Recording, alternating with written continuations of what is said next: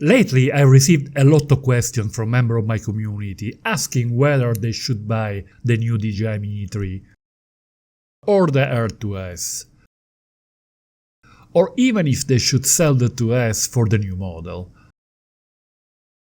In this video I will put them face to face in a merciless shootout in terms of photography, in all the different light conditions. I'm not sponsored by any brand.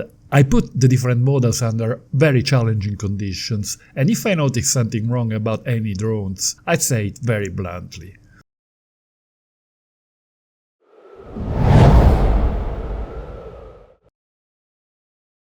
The Air 2S is equipped with a 1-inch CMOS sensor, with a field of view equivalent to 22mm. The aperture is fixed at f2.8.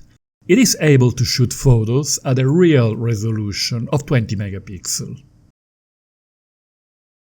The Mini 3 Pro has a sensor size of 1/1/3 of an inch, in more understandable terms 0.77 inches, with a field of view equivalent to 24mm. It has a very wide fixed aperture of f1.7. The real photo resolution is 12 megapixels. The Mini 3 has the added benefit of shooting vertical photos and videos. It is a feature that I really appreciate for extra creativity in photography. It will also be very interesting to try panoramas using vertical images. There is a so-called 48 megapixel mode, but it is mostly a marketing gimmick.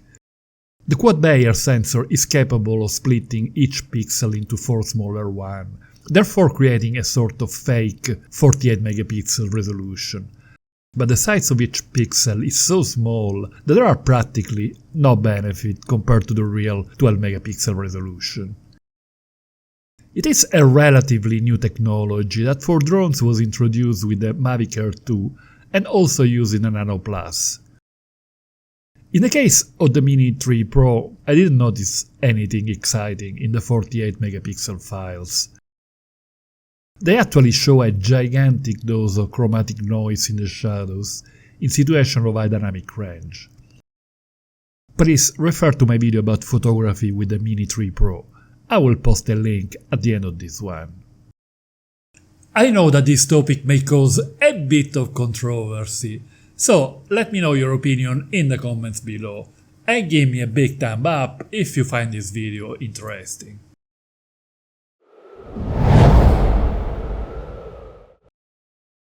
Let's start by watching some nice pics, shot in easy light.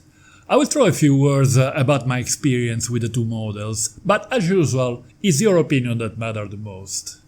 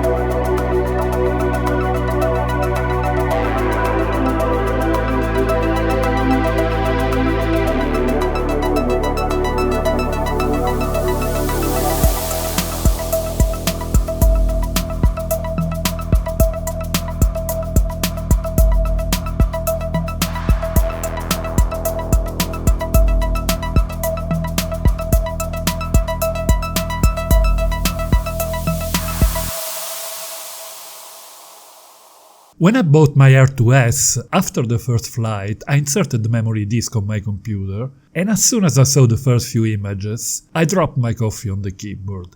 I had to buy a new keyboard and a new coffee.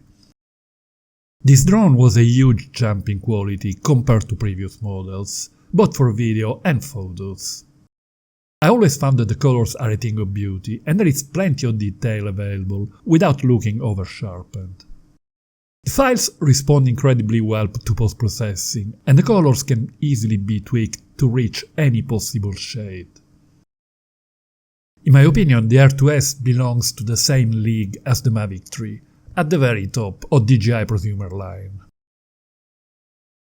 With the new Mini 3 Pro, with footage I have encountered some issues with crashed shadows, at least in my unit, especially in vertical video. This is not the case for photography. The new model performs well with still images, and this makes me think that the issues with the shadows is not due to the camera, but rather to software issues that can be solved via firmware update. One thing that really bothers me is an area of higher luminosity above the central area, especially when the sky is in the frame, with a tendency to a magenta cast.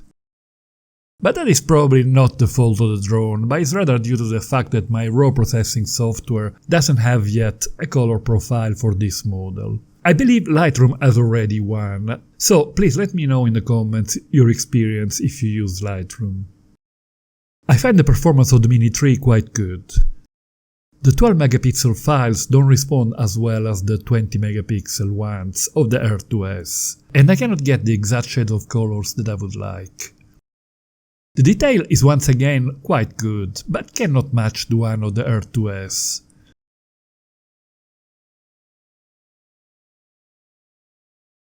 In these side-by-side images, we notice a better rendition of the elements far away and the vegetation for the bigger fellow.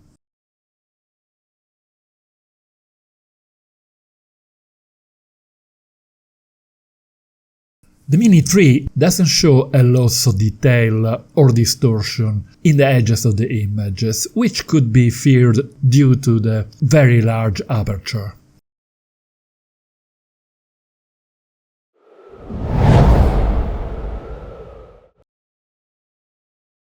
Let's turn the camera down to take the sky out of the equation and concentrate on detail and color rendition.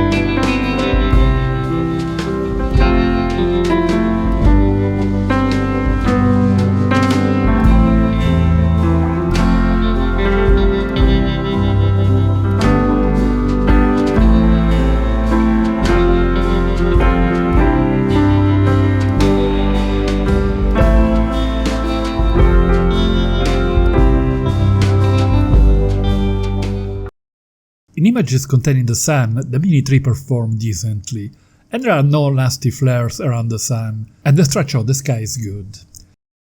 The shadows are nothing to write home about, with limited detail and a good dose of chromatic noise. Things get much better when merging 5 photos to HDR.